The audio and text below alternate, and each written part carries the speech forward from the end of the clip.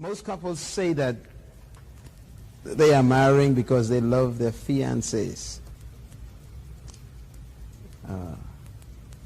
And that's usually why people say they get married. I love you. Will you marry me? And the person who answers to that particular proposal never asks the question, what do you mean when you say you love me? They're so excited and caught up in the thing that the person asks them that yes comes out automatically. Yes, I'll marry you. Someone says they love you. You should stop and say, what do you mean? What is love? What does the world think love is? What do you think love is? Is what I was trying to get at. I'm going to give you several definitions. You could jot them down. And let's see how close they are to this list.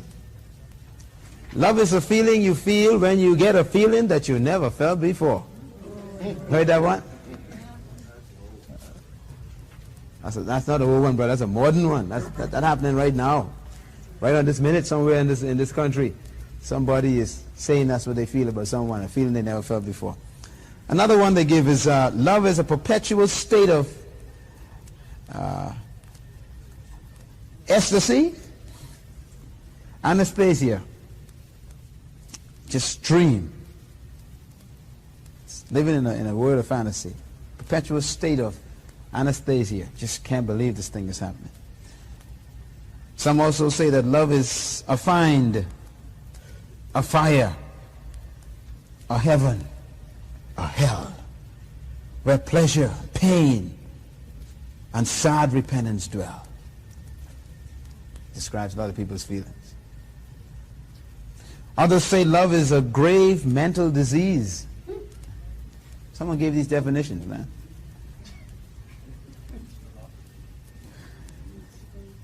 To some means to love somebody is not just a strong feeling, it's a decision, it's a judgment, it's a promise.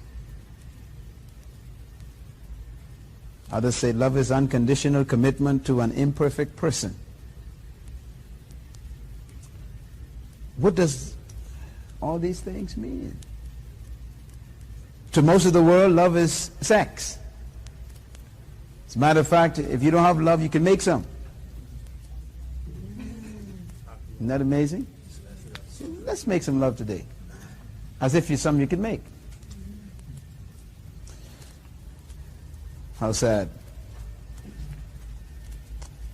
The Word of God has a lot to say about love, but I'm not going to deal with it from just a list of scriptures, because you could do that on your own. I'll give you a list of scriptures.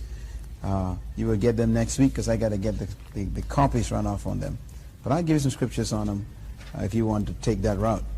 I want to talk about the problems of identifying love. What love is not.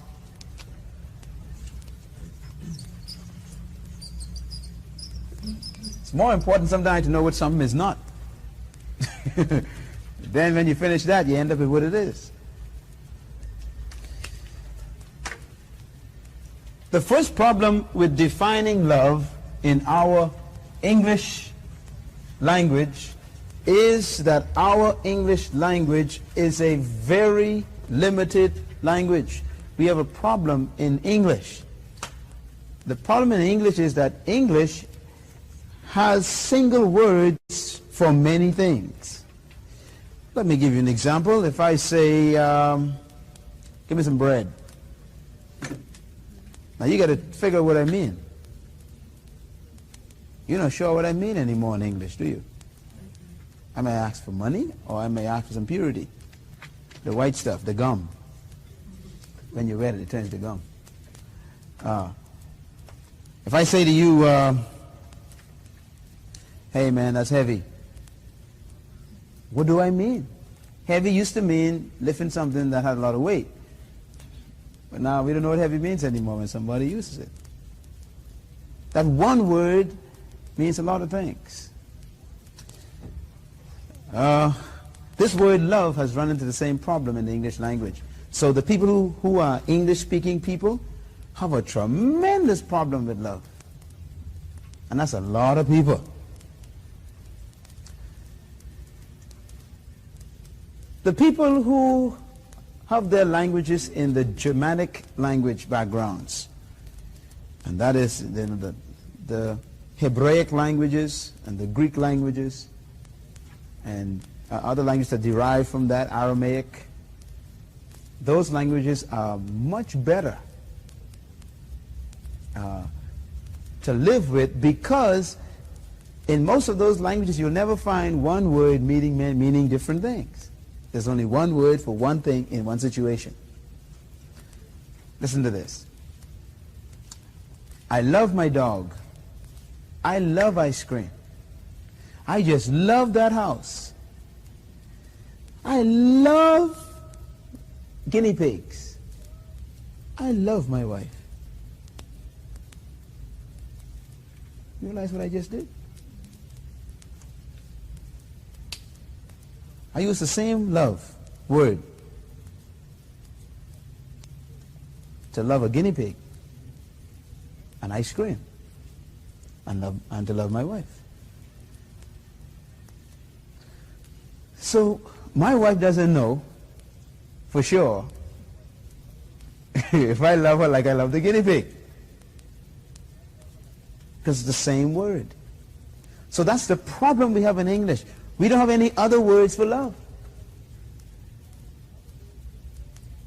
So when you say you love snakes, and then you say you love your wife, you may be telling her she's a snake. I love snakes, and this is my wife. I love her. And so the problem then with us understanding the word or understanding the concept love is that we are confused as to what it is. We don't know what it is. The love you have for ice cream cannot be the same love you have for your wife. And yet, why you use the same word? So the English language is a poor language.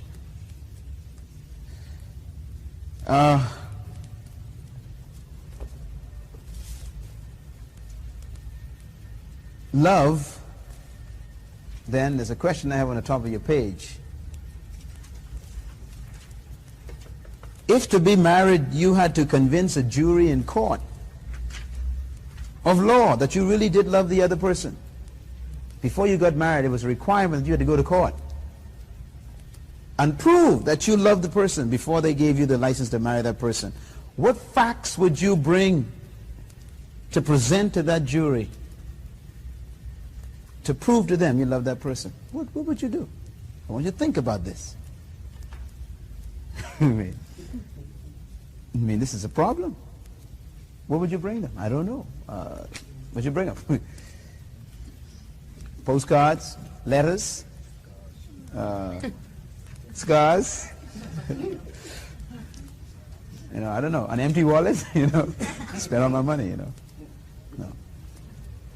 So what do we call love? We're not quite sure what it is. So we got to figure out what this thing is not. In the Greek language, which is what the New Testament is written in, and then in Greek language, which is what the Old Testament is written in, they don't have any problems with this thing. God doesn't have any problems with love. God knows exactly what love is, and He knows what it's not. And so I've listed the 4 words that are used in the Greek language that we have translated love. These 4 words mean different things, but we call them all love, and so we don't know quite what's going on. I have there's a 5th one I left out. I'm sorry. We need to write that in. It would be E, and that's eros, which is a Greek word that is used, and we translate that love as well, but it's not love. Now these 5 words,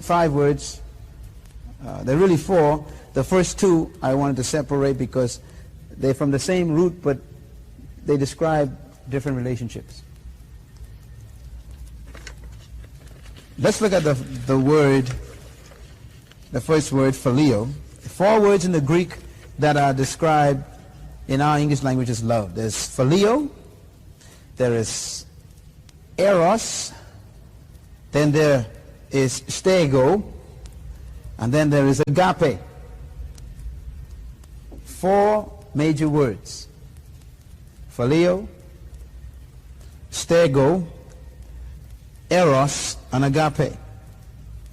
These words are definitely in use, in operation today, even though we don't understand them in their workings. Let's look at the first one, phileo. This word that we translate love from phileo, the word phileo is the most general word for love or regard, for affection. And phileo means the love between friends, just casual friends. So, you say to your friend, I love you, man. You wouldn't say that in Greek. You would say, I phileo you. See the difference? Now in English, you say to your friend, I love you, and then say to your wife, I love you, your wife could be confused. But in Greek, there's no confusion. If you say I phileo you, they know that you're not married.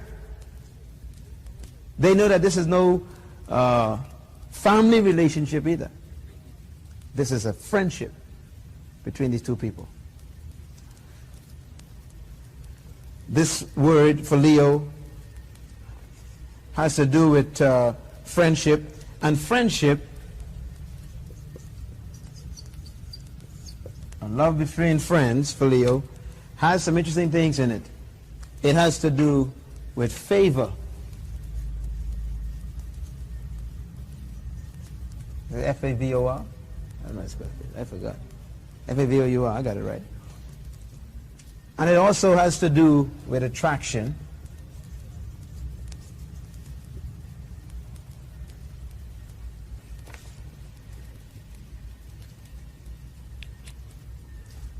It has to do with relations. This is phileo.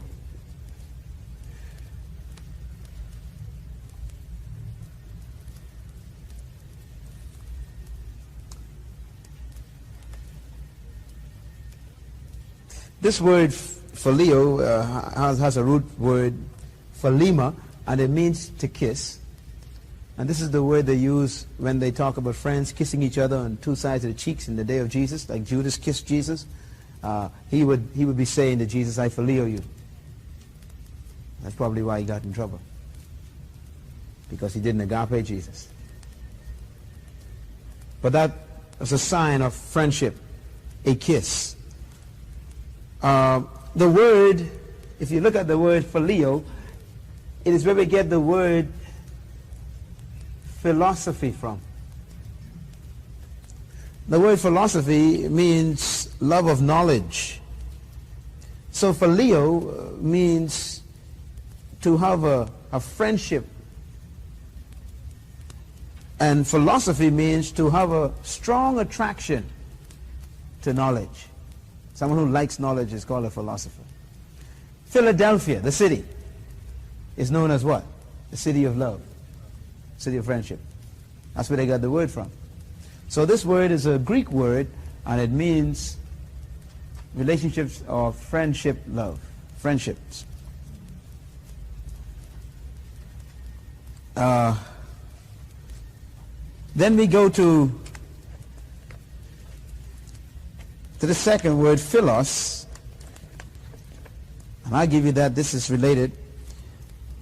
But this is sort of a friendship that has to do with obligation. This philos word. It's friendship, but it's now obligation.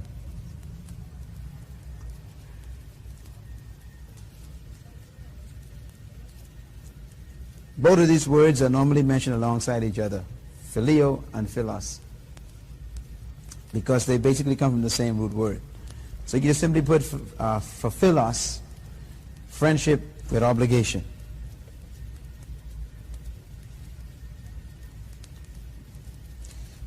Jesus mentions this word in Luke chapter 16, verse 9, when he said, go to the world and make friends with the world? It's interesting, isn't it? He didn't say go to the world and agape the world. He said go to the world and philos the world. Philos. And this word means to win friends for yourselves on the level of acquaintance. Be acquainted with what the world is doing. Be aware of what the world is doing.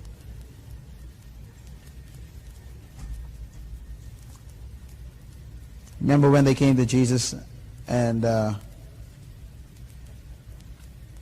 when Jesus went to Pilate, rather, and Pilate was going to let him go, and the people cried out, "You are no friend of Caesar." This word is used there to describe the relationship. Friendship. So you're not Caesar's friend. Philos.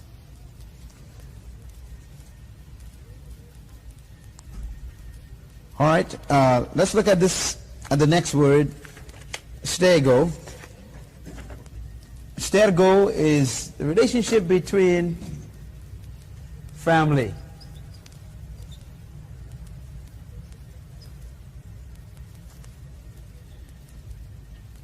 This is your relatives.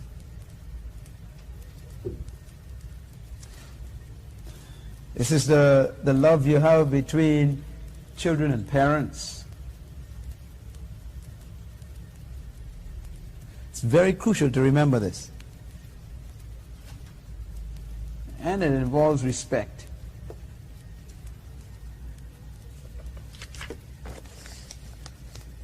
I cannot describe how serious this is.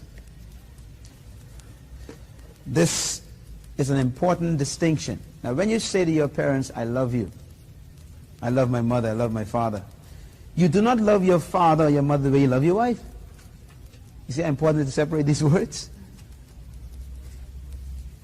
And so some parents even get confused and say, "I thought you said you love me, son. And you don't come see me." Well, I love you. I stege you, but I don't agape you. There's a difference. Now, why is this important?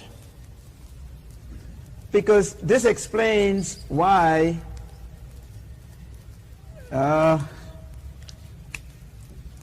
people spend more time with friends than they do with family. That's why you tell your friends more than you tell your family about yourself. That's why you run to your friends when you're in trouble, not to your family. Because family is a different kind of relationship. It's a love. I'm going to give you a list of reasons why these loves have problems. But it's a love that really has a lot of problems in it. Because it is love that is based on a biological fact. You know, you're my brother. My brother's here today. He's my brother. I love him as a brother. But you know that family don't get to know one another. You notice that?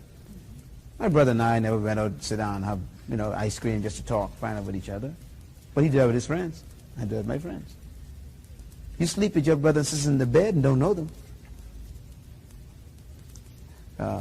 Who do you spend all your time with? Not your brothers, your sisters. You spend it with your friends. And so when you tell people you love your family, you shouldn't use the word love. You better use a different word because it's a different word. You see? Now they won't know what you're talking about.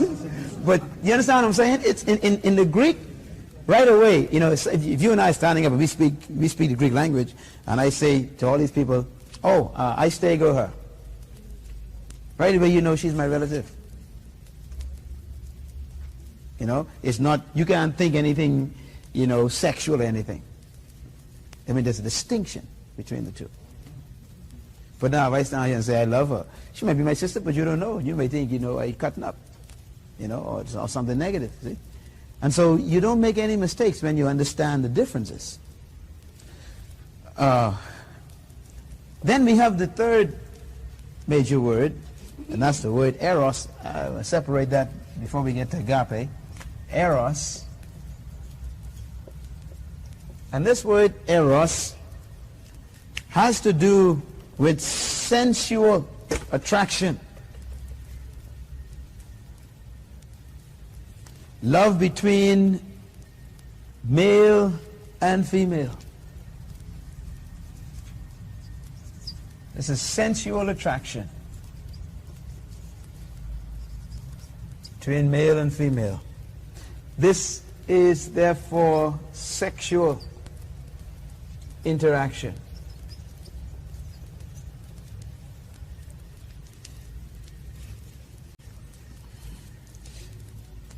This, if you were to look up the Greek definitions of this word eros, you'd see words like this: longing, craving, desiring.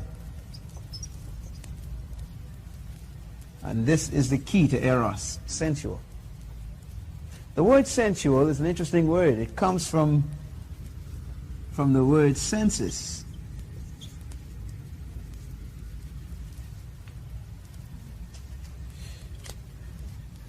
This love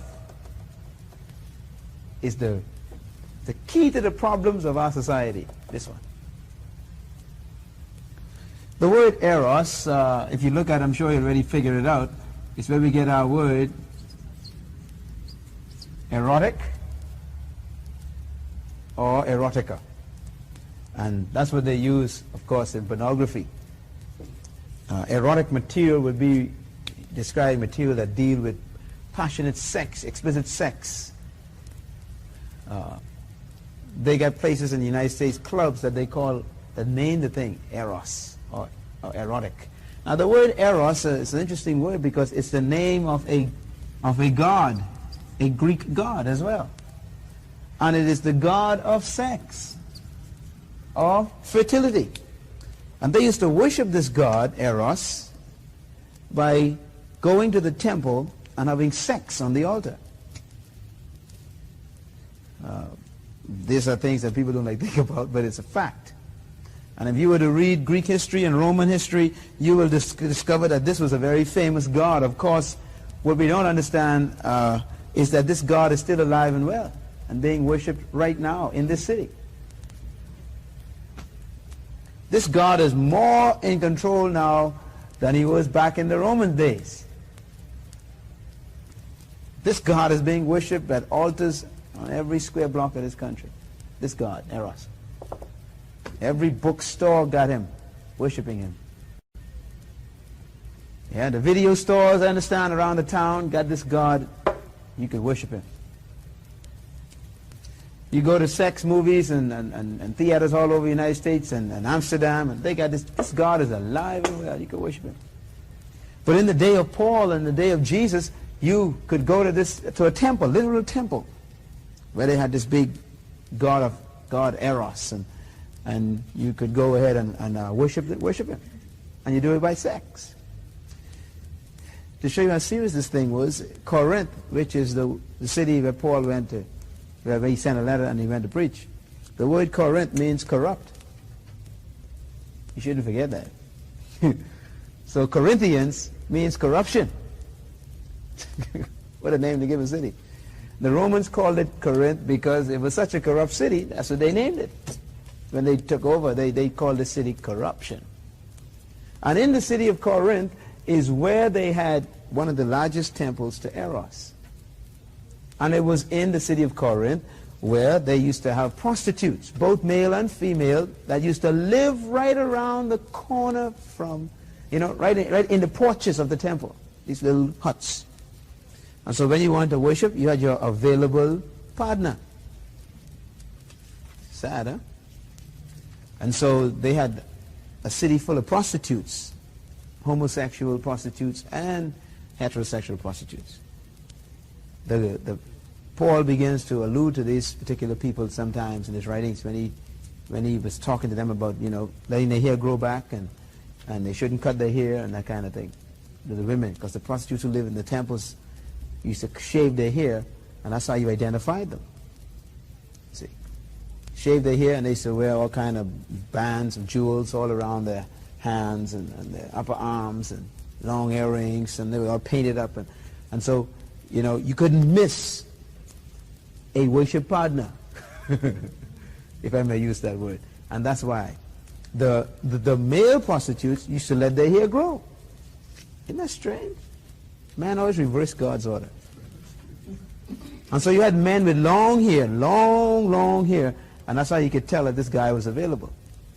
So if you come, if you pass through the city and you want to stop and worship Eros, you don't have to guess about making a mistake. You would go up to a young girl, she may slap you in your face. But then with these folks, ain't no way you could miss them. And so when Paul went there and began to preach the gospel, many of these people who used to worship the god of Eros, they got saved. They came to Jesus and they gave their lives to the Lord. And many of them used to, when they go into church, the women, they used to be going to church, to the church house to worship. And they had problems because the hair didn't go over overnight. You understand the problem? They had bald head and, and all these earrings and makeup still on. They didn't know you got saved. They didn't know anything about this thing. Young Christians. So when they were going on their way to the temple, here comes these guys, hey baby, let's go worship. And they had problems with this. You're trying to explain to these fellas, hey, we changed. And the men who got saved had the same problem, The women coming to them or other men come to them and, and the guy says, no, man, I'm changed. But they see your long hair still on, and they see the girl's hair still shaved. So Paul had to solve the problem. They wrote him a letter and said, Paul, we're having problems, man. People, harassing us. So he said, tell the women let their hair grow, and while they're waiting, let them cover their heads. So nowadays, people wear hats. They don't know why Paul said, cover your head. See, they prostitutes. It's amazing how we twist doctrine and mess things up. Now we go, all the churches wearing hats, and they don't know why Paul said wear hats. See, you never had a prostitute problem with a bald head. So I can't tell you wear a hat, cover your head. Because it doesn't relate to you. It has nothing to do with you. It was a personal situation in a certain time, at a certain place, with a certain problem. Now when you make that a doctrine, you're in trouble. Then the same passage Paul tells the men, he says, and men, cut your hair, because nature does prove that God created men to have short hair. It's better for you, and etc. That's what he meant by that. And he told the men to cut them, cut their hair. He says, cut your hair, plus it's better for you anyhow. Okay? And nature proves it's healthier for a man to have short hair. So Paul was writing those things to deal with this problem with Eros. These people used to be a part of that cult.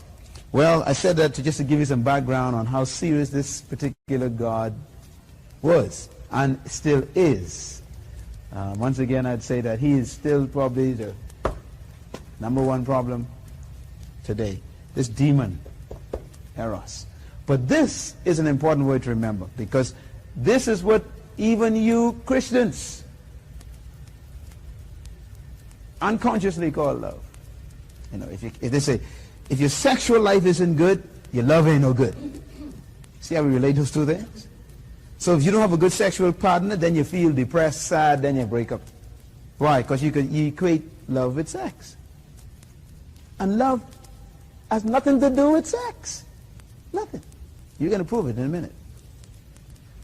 So eros is a word that is given to describe the sensual activity sexually between animals. So if two dogs are having sex, the Greek would say that they are in an erotic state. So you are no better than a dog when you experience an eros. It's totally sensual and chemical. That's why I was happy when someone said chemistry. You see, that's what the word called love, but that's not love at all. That's just chemicals interacting with each other. The last word that the Greek has for love, and this word is a very rare word, agape.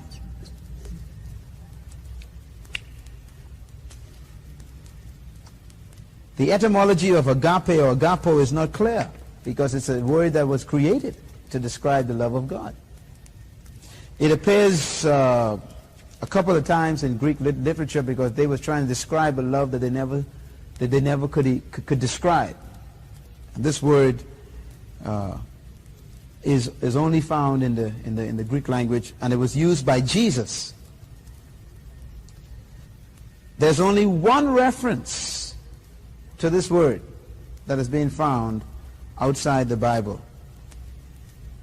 That's important. This word agape. This love is a love that describes a move by one for the sake of the other. That's how they try to define this. The move of one for the sake of the other. A generous move by one for the sake of the other.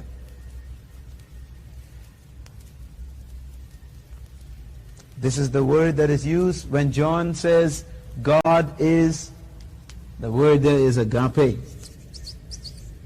So this love is actually a person.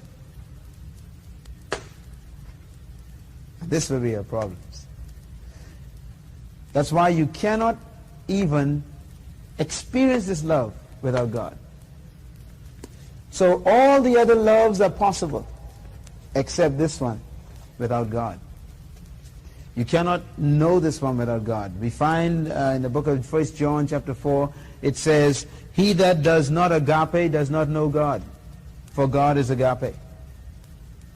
Yes. It goes on to say, and now here is agape. Not that we first agape God, but that God agape us. In other words, if God don't give this to you, you can't even give it back to God. So God gives you this stuff first. And then you can give it to him and to everybody else. But he hasn't given it to you, you don't have it. The book of Romans, chapter 6, says, for the agape of God is shed abroad in our hearts by the Holy Spirit, which is in us. Holy Spirit brings this thing. So you can't work this one up. You can't read this out of books. You can't get this from another person by intercourse or interaction with them. This comes from God.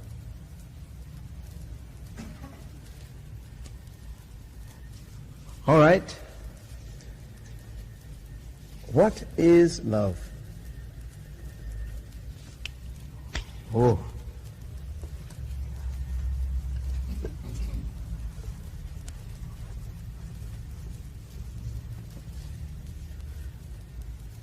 So we know that relationship between friends is not love, agape. Relationship between family and parents, that's not agape. Relationship between two physical beings is not agape, sexual attraction. So what is this? What is agape? What really is agape? To describe agape, we've got to deal with a list that I want you to write down.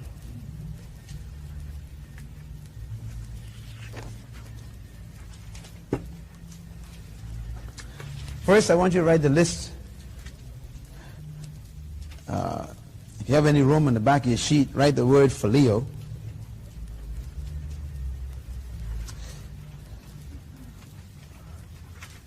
What is phileo? It's love between friends. Okay? Phileo is love that is obligational. Write that down. It is love that is based on like. Because you like a person, you're with them. It is based on looks. They look like my type. It's based on personality.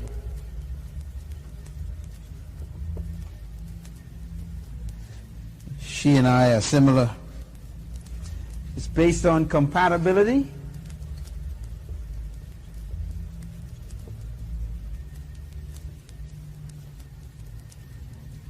This love is based on pressure. It's based on expectation. And it's based on conditions.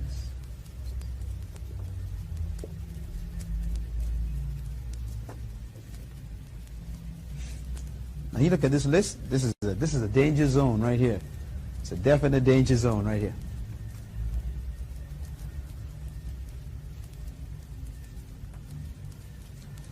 When two friends are together, or when two people become friends, they feel obligated to one another.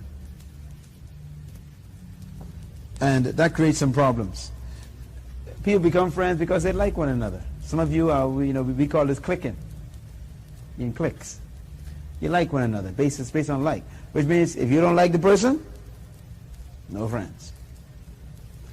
Based on looks. You can look a person up, you size them up and everything, and you see if they make a good friend, It's terrible. This love is really sick.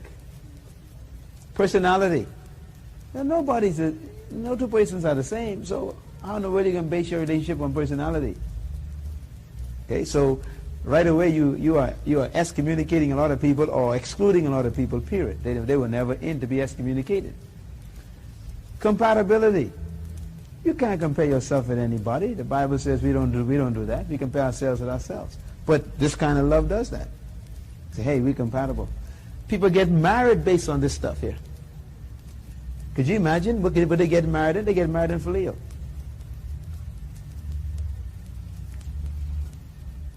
Pressure. Why does Phileo have pressure?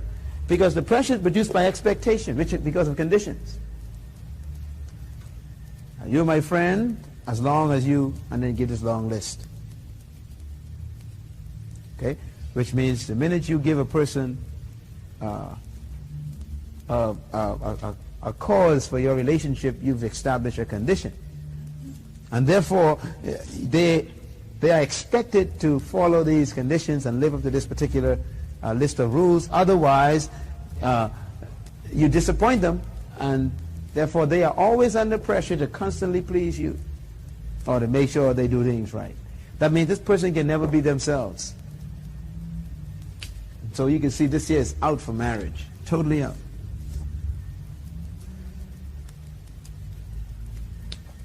Let's look at Stergo a minute. Family.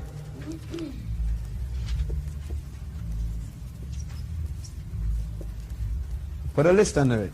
I got 3 of them here.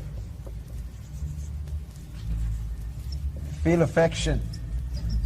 Remember, we listed under Stergo that this is family, relatives, parents, between uncle, aunts, cousins.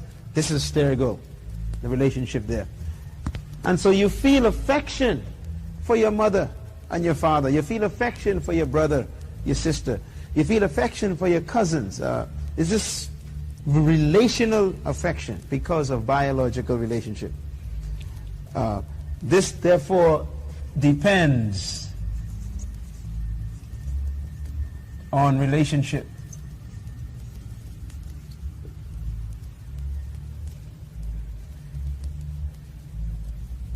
This here is also an obligation then. Let me show you how dangerous this is. And this is also in marriages. This stuff here is in marriages. Okay, my brother's here today. I'm using an example because, we're related. Let's say my brother's car has a flat tire. And I'm passing along the street. And I stop to help him. You know what makes me stop to help him? Just on the Stergo level? Because I'm obligated. I don't really like fixing tires, and I don't really want to stop. Matter of fact, I'm late, and I don't want to stop. But that's my brother. Now watch the pressure. If I pass, you understand? If I pass, and he hailed me, and I, say hello and everything, and go straight past, you see the problem? When I see him again,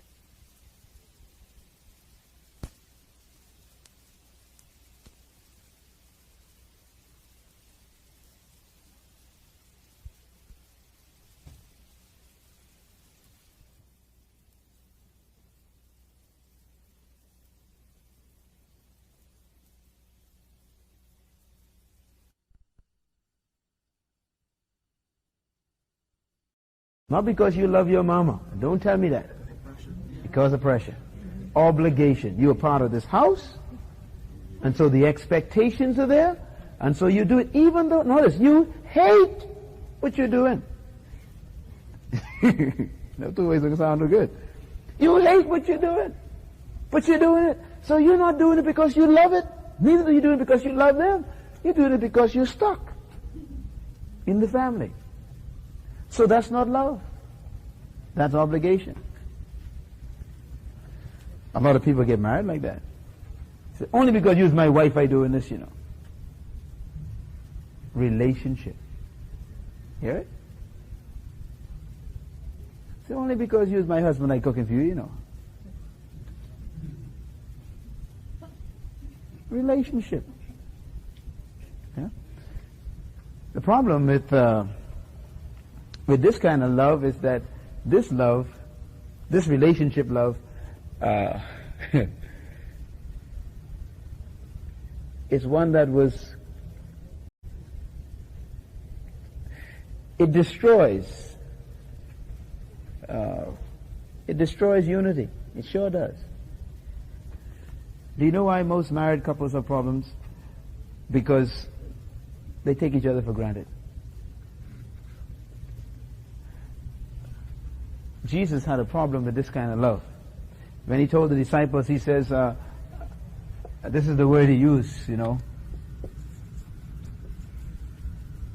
servants. John chapter 15, verse 15, Jesus talks to these disciples. He says, I no longer call you servants. Why? Because servants don't really know what's going on in the master's house. The servants, you know, they come around and they are part of the house responsibilities in the house. So a servant doesn't know what's going on in the master's head. A servant doesn't know the master's desires or his hurts or his aspirations or his problems. The servant just does what he's told because he's a servant and he's expected to do these things. Jesus said, I no longer call you servants, but friends. Now, what is a friend? He says, I call you friends because I've told you everything I know. So you could always test and find out if your wife is your friend.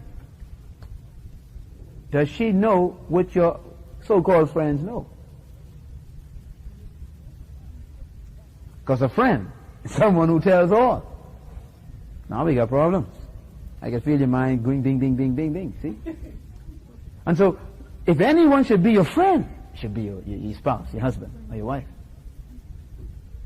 And Jesus was trying to get rid of relationship. See the problem? Now, when two people get married, in an instant, they become related. And it's documented by a covenant from government, husband and wife. And every time we use the word husband or wife, we diminish our relationship.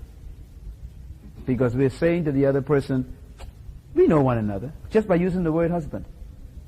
It means we know, and just like I say, if I use the word, this is my brother, the implications are we know one another. But we don't. We just happen to be born from the same family, parents. And so we have to become friends. See? Brothers and sisters are the same word Jesus used for servants. It's the same word for servants.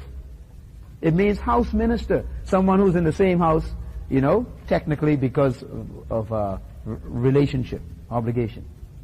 And so if I get my wife and I, my wife could be my servant, I could be her servant, or we could be friends. And Jesus promotes servants to friends, relationships to friends. See? And so don't think that because you get married to someone you know them. Friendships are not gifts, they are results. And this thing here is the same thing with the family. My brother is a gift to me, but we're not, you know, but our friendship is not a gift. We need to develop friendships. It takes a long time and a lot of spilling guts and sharing each other's hurts and feelings and goals and aspirations and, you know, low times and high times and, you know, having time for each other and you know, spending time together. It's a big deal to have a friend. Most people want to be married and have a good relationship with their spouse, but spend most of their time with their buddies. You can't do that. Because you build in friendships with your buddies. Who you spend time with is who you spill to. See? And so you find that your buddies will be closer to you than your spouse, if you're not careful. And when you have a problem, instead of going to your spouse, who you should go to, you go to your friends, because they're the ones who become your friends. See? And so we got to be careful with this thing, this obligation thing. Wives iron your shirts simply because they're obligated, not because they love you. Husbands, fix the zinc only because they're the husband, not because they really love the wife who got to, cook in the kitchen. See? And so it's a sick love. It's a sick thing to base your relationship on.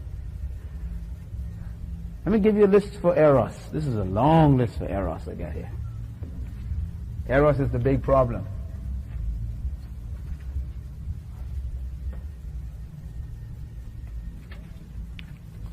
Eros is sensual.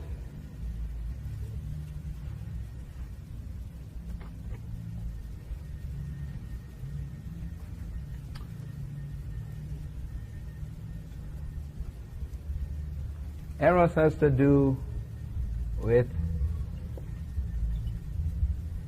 senses. Now let's make our list here. It is 100% flesh.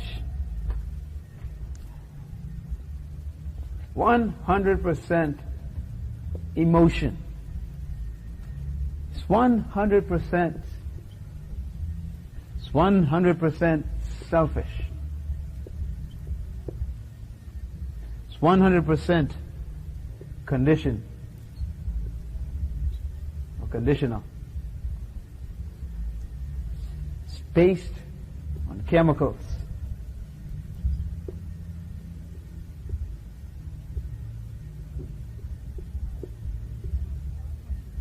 It's filled with desires, and it is unreasonable.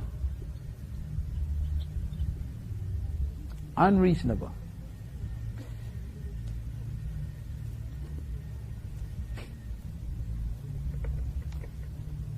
I want to give you the definition of eros as it is written, defined from the Greek. It says, eros is sensual ecstasy that leaves moderation and proportion far behind.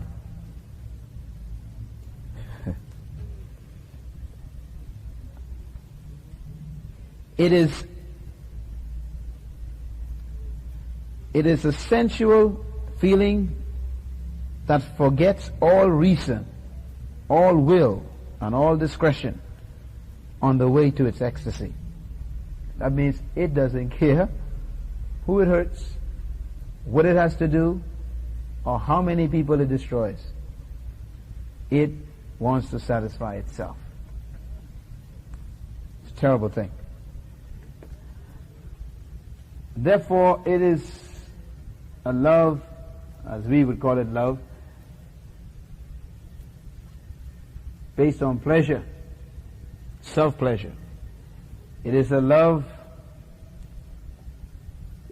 that is reactionary, based on reaction. It's a love that is unstable.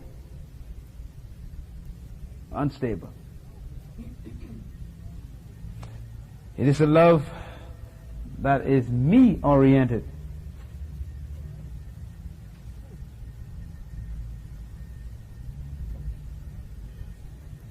It's a love that is unspiritual.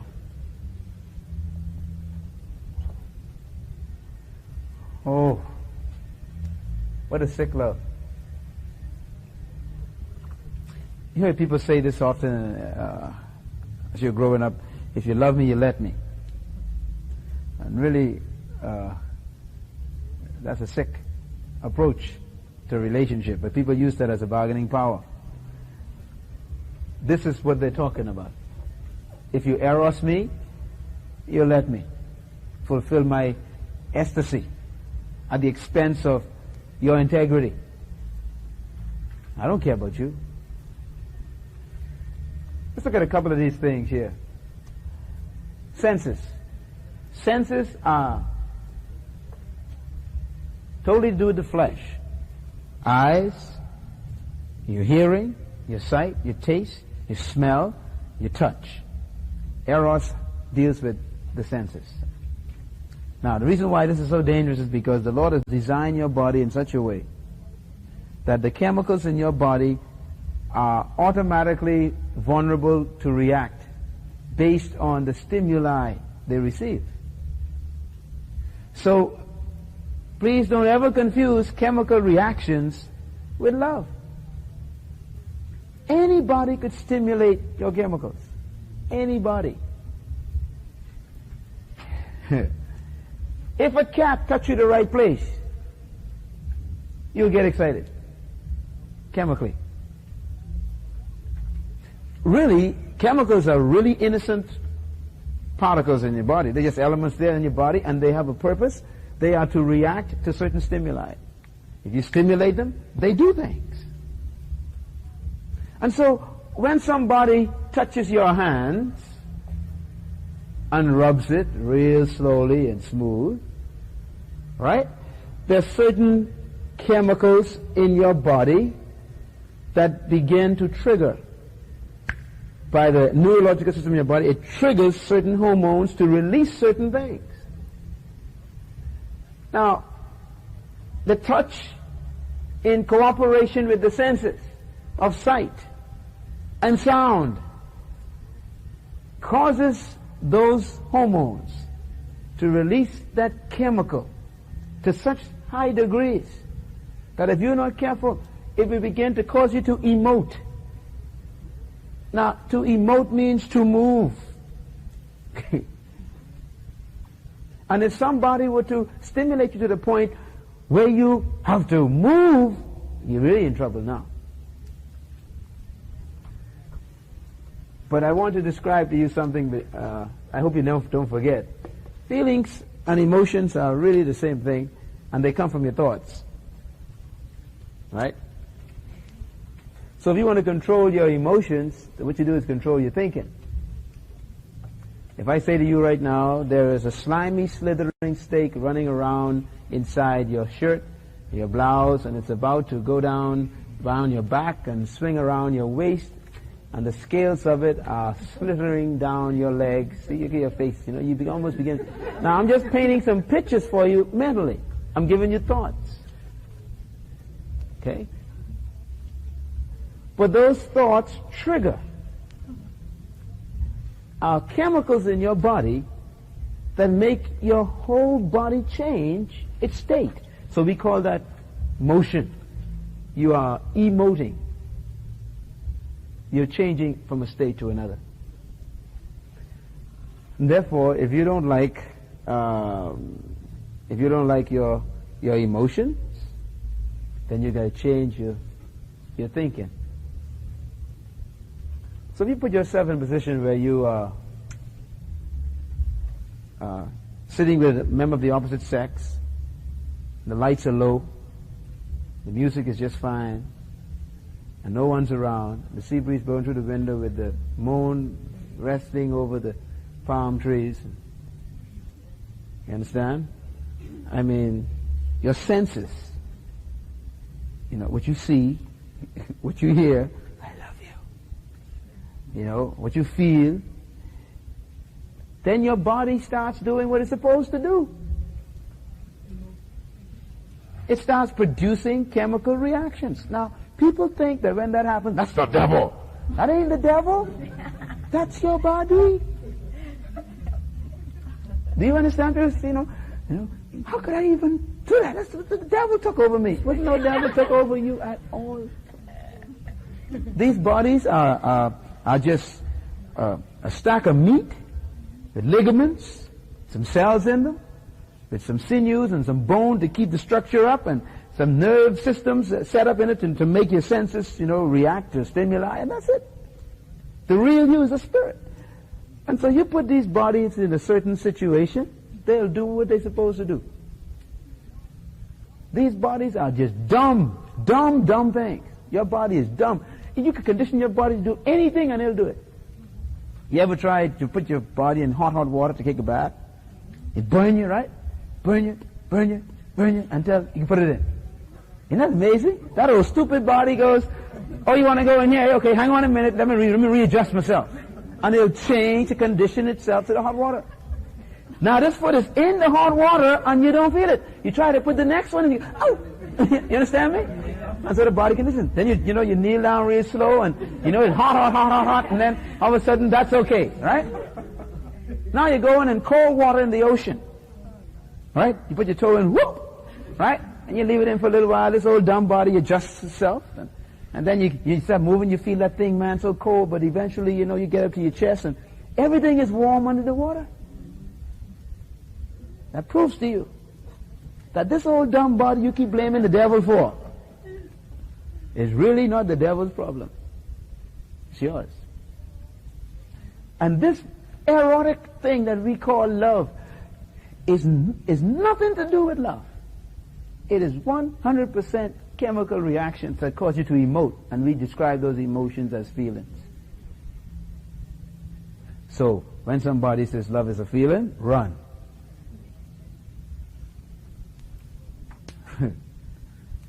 Pure love doesn't have feelings.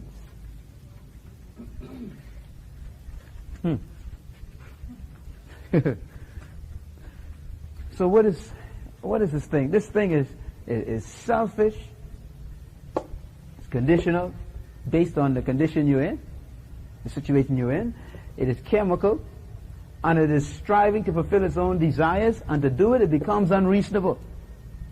Yeah? You go beyond a point where ain't no stopping, people say. This erotic passion, they say, it's gotten the control of me. This thing is a beast, and it's after its own pleasure, me. And therefore all it does is react. You touch it, it reacts. You press certain buttons in it, it reacts. It just does what you tell it to do, what you stimulate it to do. And so you have this thing, therefore, is unstable. Now, the reason why I wrote this word unstable in my list is because, to me, that's the key to a lot of marriages having problems. If you get married because you want sex, okay, you want to have sex, so you get married so you can have free sex, licensed sex, you're really in trouble. Because sex, human sexual behavior, it's just like every other animal behavior. It's an animal behavior. There's no sex in the spirit. So sex is 100% flesh. It's human. And sex between two human beings is the same chemical reactions and interactions as it is between two dogs. Don't ever forget that. Now, dogs is of heat. When they get in heat, they become the same way you become when you get in heat. And don't look at me funny, you're getting heat. When you get in heat, you become selfish. You choose any word and yet it'll work. When you get in heat, chemicals take over and your desires become unreasonable. And all of a sudden, all you want is pleasure. Because you want to react to that unstable me, which is unspiritual. And therefore it's sensual, because it's flesh. You want to write a sentence with this? When dogs get heat, ain't no stopping them. You tie them, they break the chain. They bite themselves when they get heat, if you tie them. Isn't that terrible? And when that thing subsides, and the chemicals and the hormones in that dog's body goes back to normal, the dog becomes just like a normal pup. He'd run after your wood and pick it up for you. But when in heat, he ain't running after no wood. No bone, no nothing. He ain't no bone, no food. Isn't that interesting? Then when he's finished, get over heat, back to normal. Throw the ball, he go get it, bring it to you. He plays you. Then the heat comes on again. After a while, it's gone again. I want you to learn something about this. Every single animal has that. The birds have a mating season, they call it.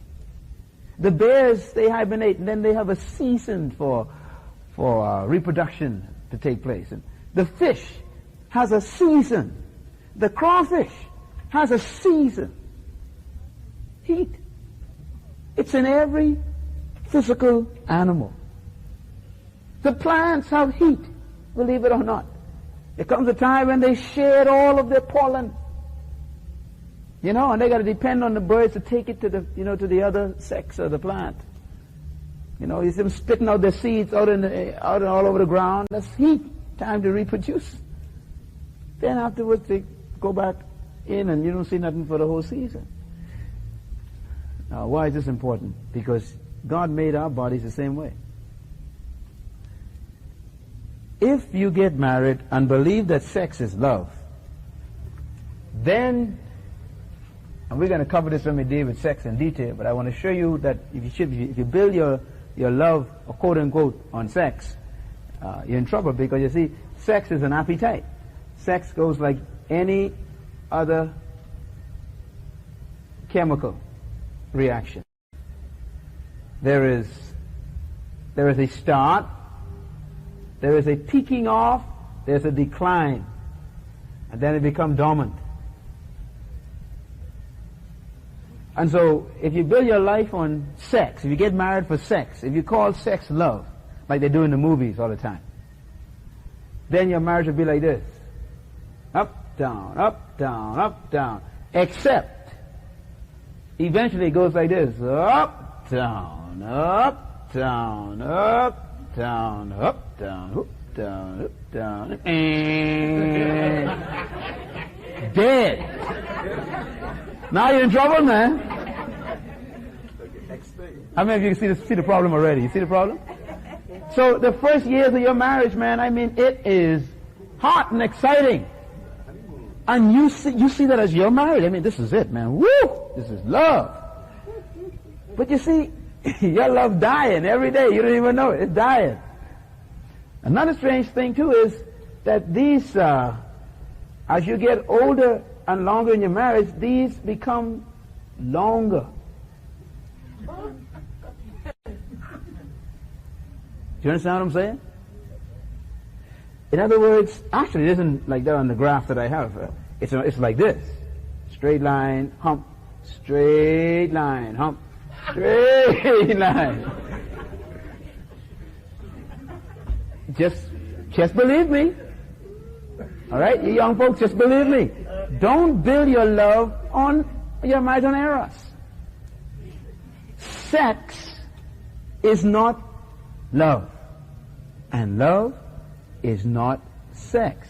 Sex is one of the ways that you can express your love to someone. But don't confuse it with love. That means if you are not having sex, then if sex is love, you're not having love. That's where the world got the idea from. So let's make some love. That's where the idea came from. It's being reinforced over and over again in the movies and the books that you see all over the place, right? And that's what's destroying the church today. That's why you have all these scandals in the hierarchy of the church, because people are beginning to become confused. You know, someone winks at you and your knees get weak and you think, oh, I'm in love, you know. No, you are in heat.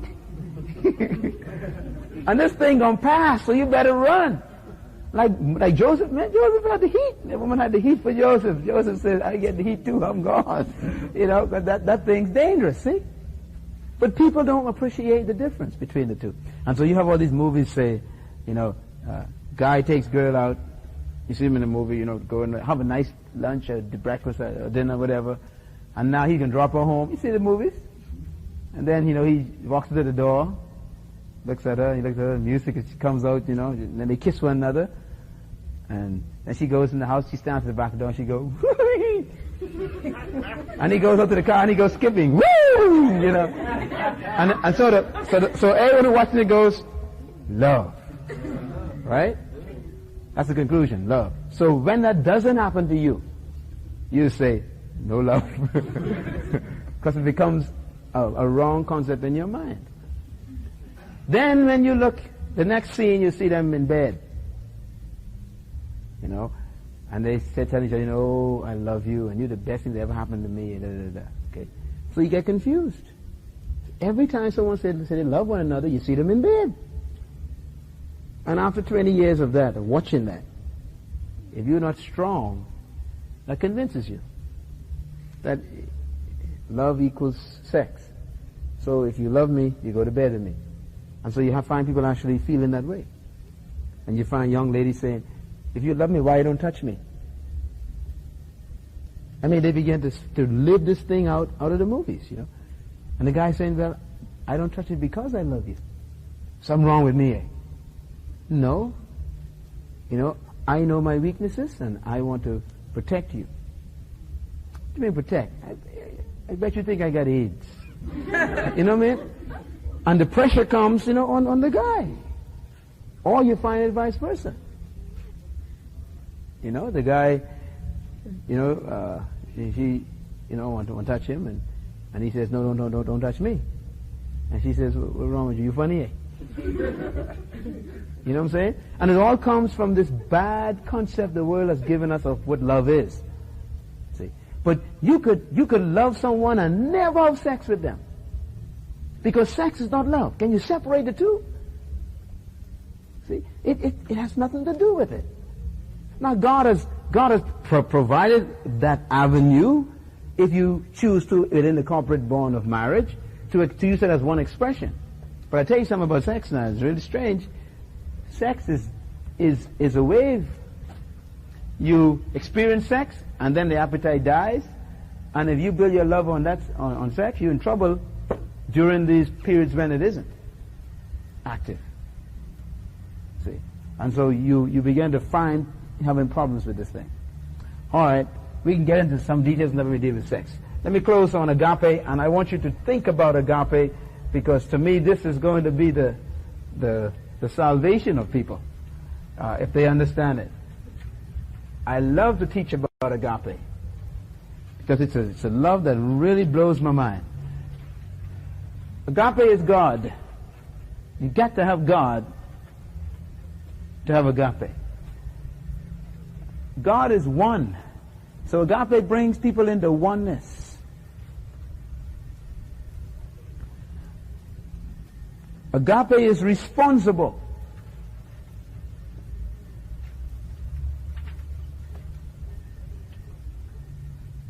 Agape is unconditional.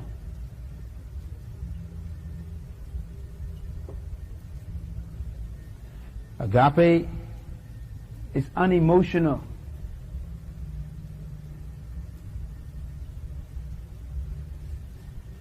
Agape is constant.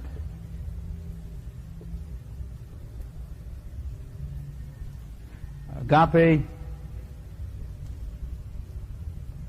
is a decision.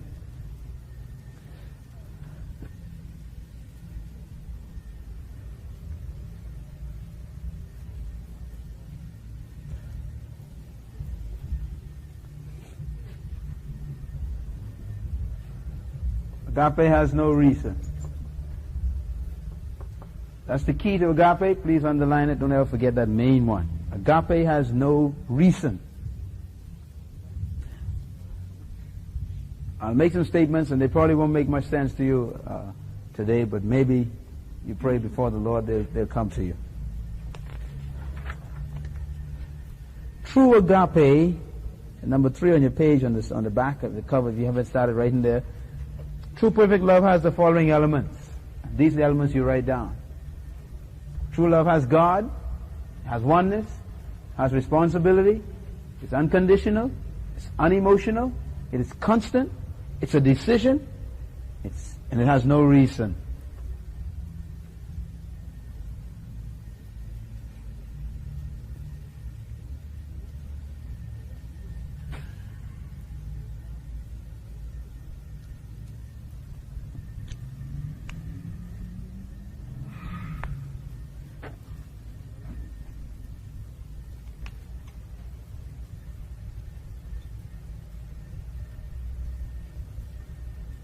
All right.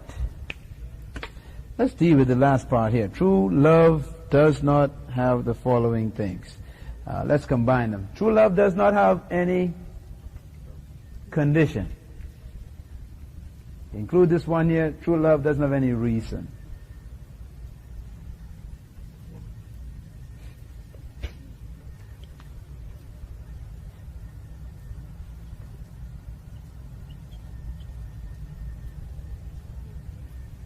Now this is the key how we work out. I call this the equation of perfect love. She works out in your love, you're straight.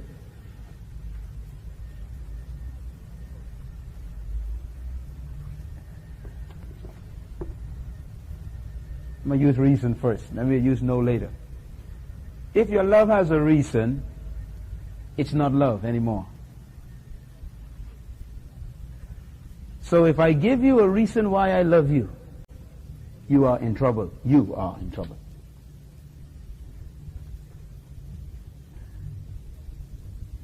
Whenever anyone says to you, I love you because, you should run. Or someone says, I love you if you should run.